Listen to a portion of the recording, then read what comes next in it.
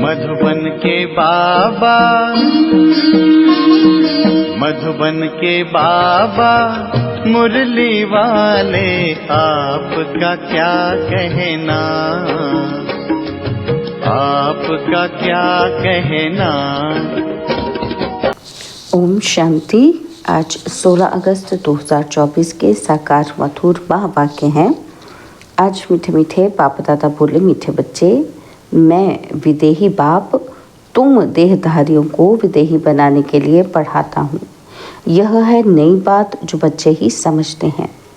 बाबा ने कहा, मीठे बच्चे, मैं विदेही बाप तुम देहधारियों को विदेही बनाने के लिए पढ़ाता हूँ। यह है नई बात जो बच्चे ही समझते हैं। बाबा ने आज प्रश्न पूछा कि बाबा को एक ही बात बार बार समझाने की आवश्यकता क्यों पड़ती है।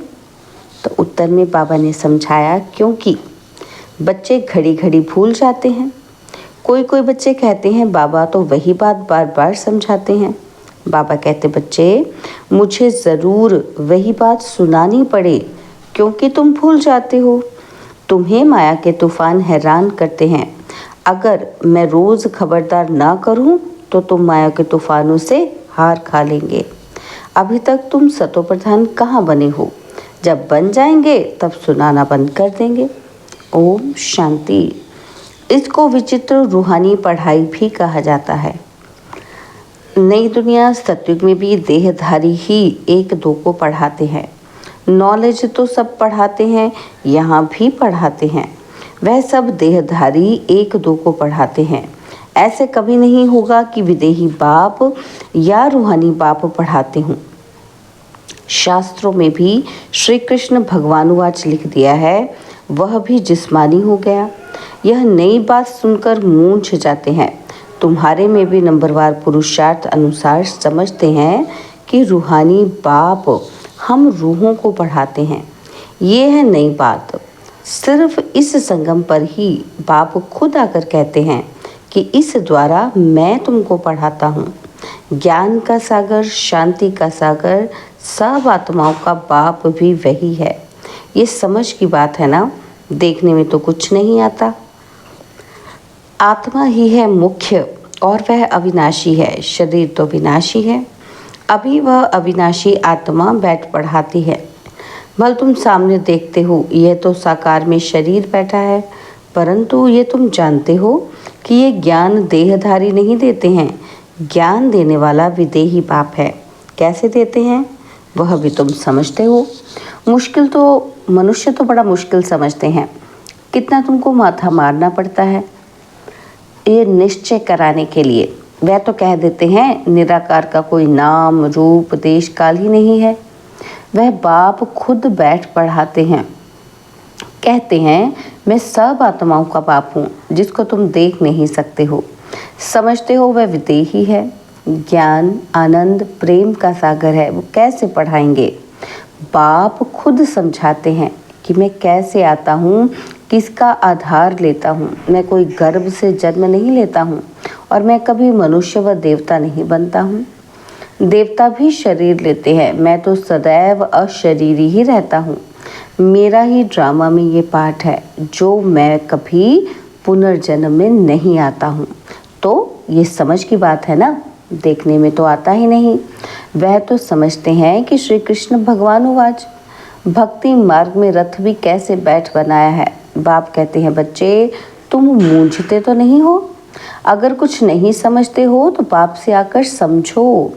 यूं तो बिगर पूछे भी बाप सब कुछ समझाते रहते हैं। तुमको कुछ भी पूछने की दरकार नहीं है।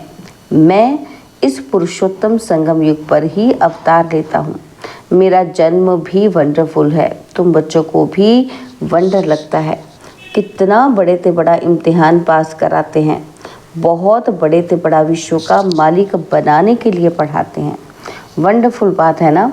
तो हे आत्माओं, हर 5000 वर्ष बाद मैं तुम्हारी सर्विस में आता हूँ। आत्माओं को पढ़ाते हैं ना, तो कल्प कल्प कल्प के संगम युगे तुम्हारी सेवा में आता हूँ। आधा कल्प तुम पुकारते आए हो, हे बाबा, हे पतित पावन आओ। श्री कृष्ण को कोई पतित पावन नहीं कहते हैं। पतित पावन परमपिता परमात्मा को ही कहते हैं, तो बाबा को भी आना पड़ेगा पतितों को पावन बनाने। इसलिए कहा जाता है अकाल मूर्त सत बाबा, अकाल मूर्त सत टीचर, अकाल मूर्त सत गुरु, है ना। अकाल मूर्त सत बाबा, वही अकाल मूर्त सत टीचर भी है और वही अकाल मूर्त सत गुरु भी है। सिख लोगों के भी बहुत अच्छे स्लोगन हैं, परंतु उनको ये पता नहीं कि सतगुरु अकाल मूर्त आते कब है। यह भी गायन है, मनुष्य से देवता किए करत न लागी वार। और कब आकर मनुष्य को देवता बनाते हैं, वही सर्व की सदगति करने वाला है। ये तो पक्का निश्चय होना चाहिए। क्या आकर कहते हैं, सिर्फ कहते हैं मन मना भव, उसका अर्थ भी समझाते हैं और कोई भी अर्थ नहीं समझाते। तुमको सतगुरु अकाल मूर्त बैठ समझाते हैं इस देह द्वारा कि अपने को आत्मा समझो। तो ये समझना चाहिए, विश्व का मालिक बनाने के लिए बाप को आना पड़ता है। तुम बच्चों की सेवा में समझाते हैं, हे रूहानी बच्चों, तुम सतो प्रधान थे, फिर तमो प्रधान बने। ये सृष्टि का चक्र फिरता है ना, तो पावन दुनिया इन देवताओं की ही थी। वह सब कहाँ गए, ये किसी को पता ही नहीं, मूंझे हुए हैं। बाप आकर तुमको समझदार बनाते हैं। बच्चे, मैं एक ही बार आता हूँ, पावन दुनिया में आऊँ ही क्यों, वहाँ तो काल आ ही नहीं सकता। बाप तो कालों का काल है, सत्युग में आने की दरकार ही नहीं। वहाँ काल भी नहीं आता तो महाकाल भी नहीं आता। यह आकर सब आत्माओं को ले जाते हैं। खुशी से चलते हो ना? हाँ बाबा, हम खुशी से चलने के लिए तैयार हैं। तब तो आपको बुलाया था कि इस पतित दुनिया से पावन दुनिया में ले चलो, वाया शांति धाम। यह बातें घड़ी घड़ी भूल न जाओ, परंतु माया दुश्मन खड़ी है, घड़ी घड़ी भुला देती है। मैं मास्टर सर्वशक्तिमान हूँ तो माया भी शक्तिमान है। वह भी आधा कल्प तुम पर राज्य करती है, भुला देती है। इसलिए रोज रोज बाप को समझाना पड़ता है। रोज सुजाग ना करें तो माया बहुत नुकसान कर दे। खेल है पवित्र और अपवित्र का। अब बाप कहते हैं अपनी चलन सुधारने के लिए पवित्र बनो। काम विकार के लिए कितने झगड़े होते हैं। बाप कहते हैं अभी तुमको ज्ञान का तीसरा नेत्र मिला है तो आत्मा को ही देखो, इन जिस्मानी नेत्रों से देखो ही नहीं। हम सब आत्माएं भाई भाई हैं, विकार कैसे करें। हम अशरीरी आए थे, फिर अशरीरी बनकर जाना है। आत्मा सतो प्रधान आई थी, सतो प्रधान बनकर जाना है स्वीट होम। मुख्य है ही पवित्रता की बात। मनुष्य कहते हैं रोज वही बात समझाते हैं, ये तो ठीक है, परंतु जो समझाया जाता है उस पर चले भी ना। करने के लिए समझाया जाता है, परंतु कोई चलते थोड़ी हैं, तो ज़रूर रोज़ रोज़ समझाना पड़े। ऐसे थोड़ी कहते हैं कि बाबा आप जो समझाते हो वह हमने अच्छी रीति समझ लिया है, अब हम तमो प्रधान से सतो प्रधान बन जाएंगे, आप छूटे। ऐसा कहते हैं क्या? इसलिए बाबा को रोज़ समझाना पड़ता है। बात तो एक ही है, परंतु करते नहीं है ना, तो बाप को याद ही नहीं करते हैं। कहते हैं बाबा घड़ी घड़ी भूल जाते हैं। बाप को घड़ी घड़ी कहना पड़ता है याद दिलाने के लिए। तो तुम भी एक दो को यही समझाओ। क्या समझाओ? अपने को आत्मा समझ परमात्मा को याद करो तो तुम्हारे पाप कट जाएं, और कोई उपाय नहीं। शुरू और अंत में यही बात कहते हैं, याद से ही सतो प्रधान बनना है। खुद ही लिखते हैं। क्या लिखते हैं कि बाबा माया के तूफान भुला देते हैं, तो क्या बाप सावधान ना करें, छोड़ दे? बाप जानते हैं नंबरवार पुरुषार्थ अनुसार है। जब तक सतो प्रधान नहीं बने हैं जा ही नहीं सकते हैं। तो लड़ाई का भी कनेक्शन है ना। लड़ाई लगेगी ही तब जब तुम नंबरवार पुरुषार्थ अनुसार सतो प्रधान बनेंगे। ज्ञान तो 1 सेकंड का है। बेहद के बाप को पाया, अब उनसे बेहद का सुख तब मिलेगा जब पवित्र बनेंगे। पुरुषार्थ अच्छी रीति करना है। कई तो कुछ भी समझते नहीं हैं, बाप को याद करने की अक्ल भी नहीं आता है। कभी ये पढ़ाई तो पढ़ी नहीं है। सारे चक्र में निराकार बाप से कोई पढ़ा ही नहीं है।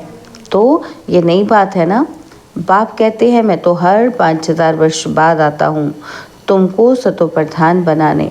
जब तक सतोप्रधान नहीं बने हो तब तक ये पद पा नहीं सकेंगे। जैसे और पढ़ाई में फेल होते हैं वैसे इसमें भी फेल होते हैं।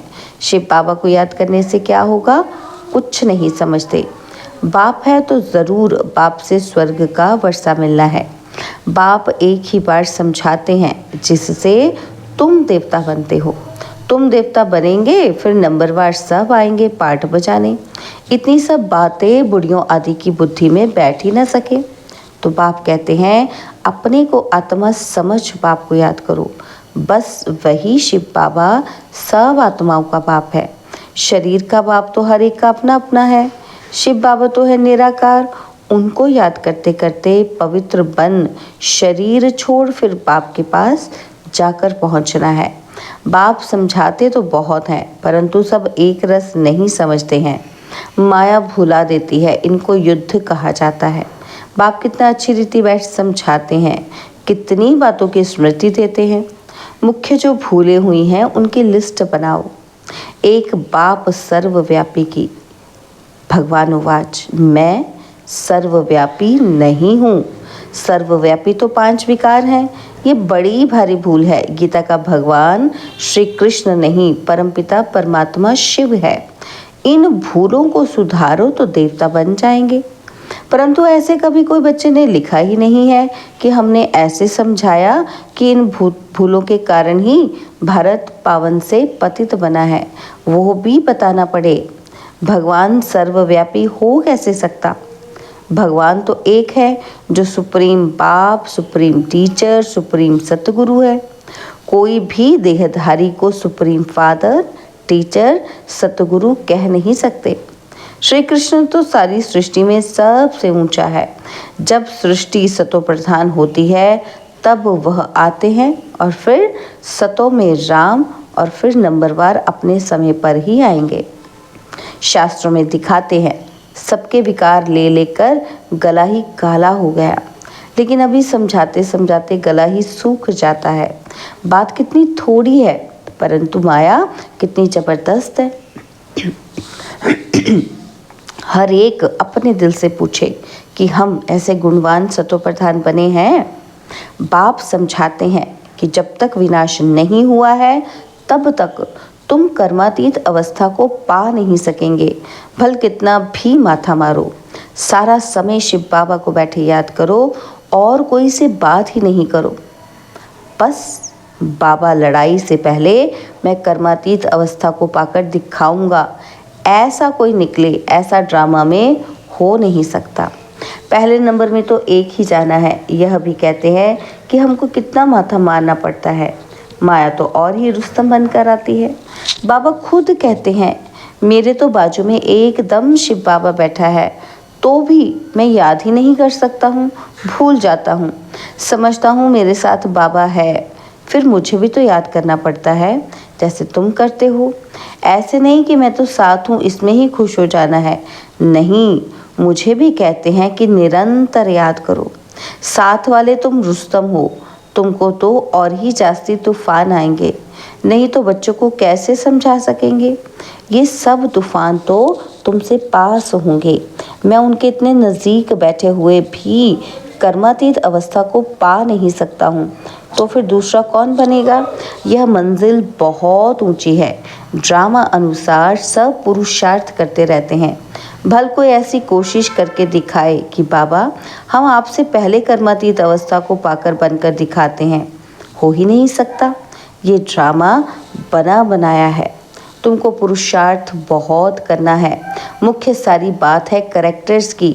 देवताओं के कैरेक्टर्स और पतित मनुष्यों के कैरेक्टर्स में कितना फ़र्क है। तुमको विकारी से निर्विकारी बनाने वाला शिव बाबा है, तो अब पुरुषार्थ कर बाप को याद करना पड़े। भूलो नहीं, बाकी अबलाएं बेचारी पर वश हैं, अर्थात रावण के वश हैं, तो क्या कर सकती हैं? तुम हो राम ईश्वर के वश, वह है रावण के वश, तो युद्ध चलती है। बाकी राम और रावण की युद्ध नहीं होती है। बाप तुम बच्चों को भिन्न भिन्न प्रकार से रोज समझाते हैं मीठे मीठे बच्चों, अपने को सुधारते जाओ। रोज रात को पोता मिल देखो, सारे दिन में कोई आसुरी चलन तो नहीं चली। बगीचे में फूल नंबरवार तो होते ही हैं, दो एक जैसे कभी हो नहीं सकते। सभी आत्माओं को अपना अपना पार्ट मिला हुआ है, हर एक एक्टर्स पार्ट बजाते रहते हैं। बाप भी आकर स्थापना का कार्य करके ही छोड़ते हैं, हर 5000 वर्ष के बाद आकर विश्व का मालिक बना ही देते हैं। बेहद का बाप है ना, तो ज़रूर नई दुनिया का वर्षा देंगे। अच्छा, मीठे मीठे सिकिलदे बच्चों प्रति माता पिता बाप दादा का याद प्यार और गुड मॉर्निंग। रूहानी बाप की रूहानी बच्चों को नमस्ते। हम रूहानी बच्चों की रूहानी बाप दादाजी को दिलवा जान सिकवा प्रेम से नमस्ते। ओम शांति। प्यारे बाबा, मीठे बाबा, मेरे बाबा, शुक्रिया बाबा, शुक्रिया बाबा, शुक्रिया। धारणा के लिए मुख्य सार है, पहला पॉइंट है, ज्ञान के तीसरे नेत्र से ही आत्मा को देखना है, जिस्मानी नेत्रों से देखना ही नहीं है। अशरीरी बनने का अभ्यास करना है। सेकंड पॉइंट है, बाप की याद से अपने दैवी कैरेक्टर बनाने हैं। अपने दिल से पूछना है कि हम कहाँ तक गुणवान बने हैं, हमने सारे दिन में आसुरी चलन तो नहीं चली। बाबा ने आज वरदान दिया, सदा केयरफुल रह, माया के रॉयल रूप की छाया से सेफ रहने वाले माया प्रूफ भव। सदा केयरफुल रह, माया के रॉयल रूप की छाया से सेफ रहने वाले माया प्रूफ भव। वर्तमान समय माया रियल समझ को, महसूसता की शक्ति को गायब कर रॉन्ग को राइट अनुभव कराती है। जैसे कोई जादू मंत्र करते हैं तो परवश हो जाते हैं, ऐसे रॉयल माया रियल को समझने नहीं देती है। इसलिए बाप दादा अटेंशन को डबल अंडरलाइन करा रहे हैं। ऐसा केयरफुल रहो जो माया की छाया से सेफ माया प्रूफ बन जाओ। विशेष मन बुद्धि को बाप की छत्र छाया के सहारे में ले जाओ। स्लोगन है, जो सहज योगी हैं उनको देखकर दूसरों का भी योग सहज लग जाता है। जो सहज योगी हैं उनको देखकर दूसरों का भी योग सहज लग जाता है। ओम शांति। और अब यह एक बहुत अच्छी वीडियो भी जरूर देखें।